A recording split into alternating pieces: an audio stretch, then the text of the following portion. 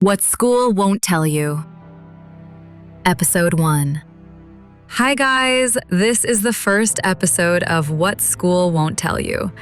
You have probably heard of the existence of the so-called UFOs, unidentified flying objects.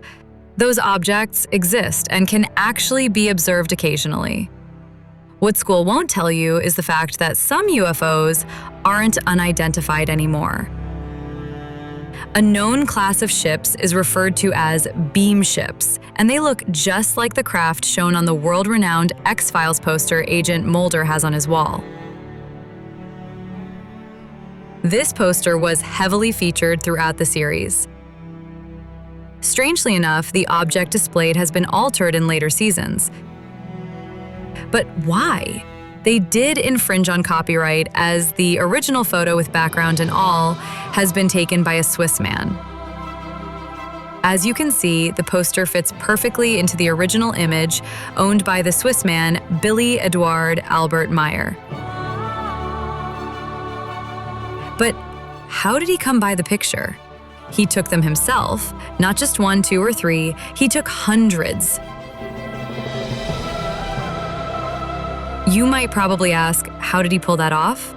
You're not gonna believe it, get this. He has actually been in contact with extraterrestrials who call themselves Plejaren for more than 80 years. Billy Meyer took the pictures at the request of the extraterrestrials so a global UFO controversy could be stirred up. To this day, these amazing pictures are the best UFO photos in the world.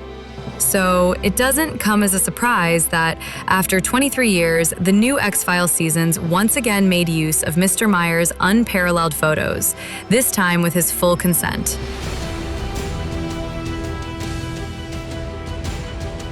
But why isn't all of this common knowledge? This merits some consideration.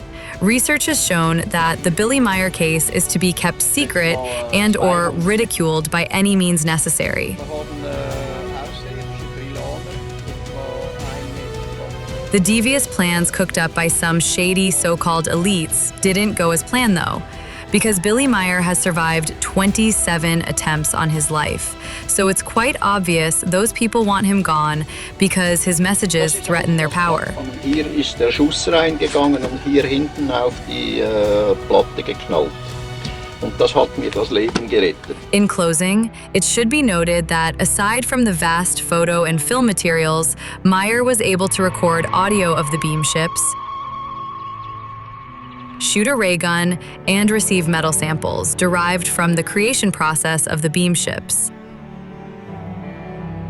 His conversations with the Plejaren, also known as contact reports, as well as his own findings, fill over 60 volumes of books, and to this day, Billy still entertains friendly contact with the Plejaren and provides powerful messages that help restore order to the world. Find more information in the description below.